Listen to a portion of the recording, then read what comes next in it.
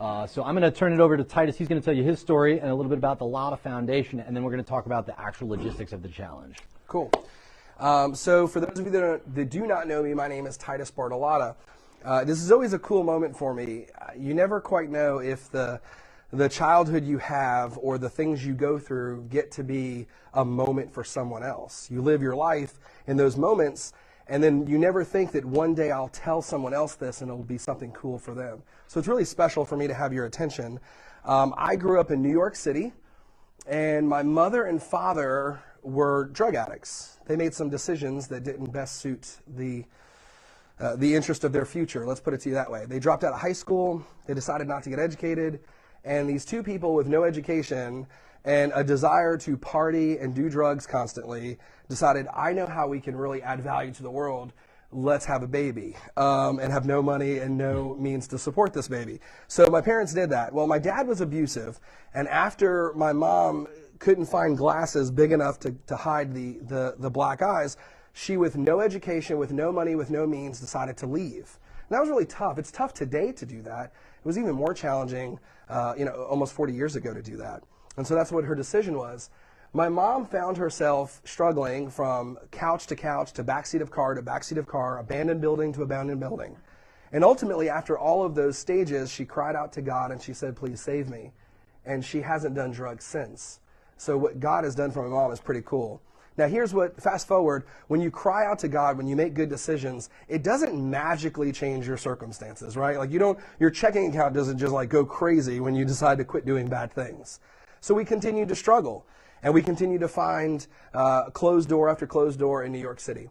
We thought that if we would travel to the Carolinas that we might have a better opportunity. But when you have nothing and you deal with poverty and homelessness, the cost of living doesn't matter. You know what I'm talking about? Like, if you don't have anything, then the cost of living being a little less doesn't matter. And that was our situation. So we came to the Carolinas and we struggled and we struggled and we struggled. And after my mom worked 3 part-time jobs and I found my second part-time job at the age of 15, 5 part-time jobs together was enough to never be homeless or hungry or deal with poverty ever again. God is really good if you work hard enough, but it was never just my ability to work. Along the way, there were individuals that planted seeds into our life. We didn't know who these people were. They were strangers. But they knew that we needed a moment, and they kept trying to give us a moment. And how many people know that you get to sow, but you don't always get to reap, right? And these individuals had no clue that later on in life, that their seeds of love and hope would turn into a handsome, attractive, amazing-looking human. They had no clue that that was going to happen, but here's what happened. I decided to work hard, get educated, be the first person in my family to graduate high school. I have multiple college degrees. Like, I've invested my life in planting seeds in other people because a stranger said, you look hungry, here's a sandwich. 4 years ago, we read that Mecklenburg County was among the worst in the whole country for this statistic. If you start off in poverty here, you die in poverty here. 9-year-olds turn into 49-year-olds still struggling paycheck to paycheck and can't provide. After reading that 4 years ago and having just closed on a $500,000 house that we built from the ground up and looking at our hardwood floors and our granite kitchen tops and all the goodness that God had given us, as our 1-year-old crawled across the floor, ran across the floor, banged on the stainless steel refrigerator and said, milk, milk, because he knew there was milk in the refrigerator, my wife and I realized that we needed to do more. In fact, the amount we needed to do was a lot of more.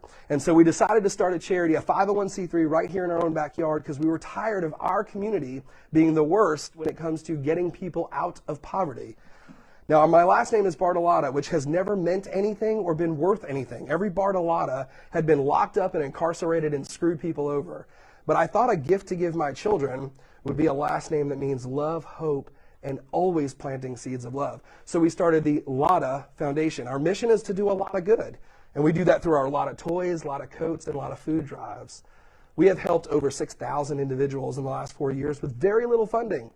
But there are so many people in this community just like you that never stop giving. You never stop believing.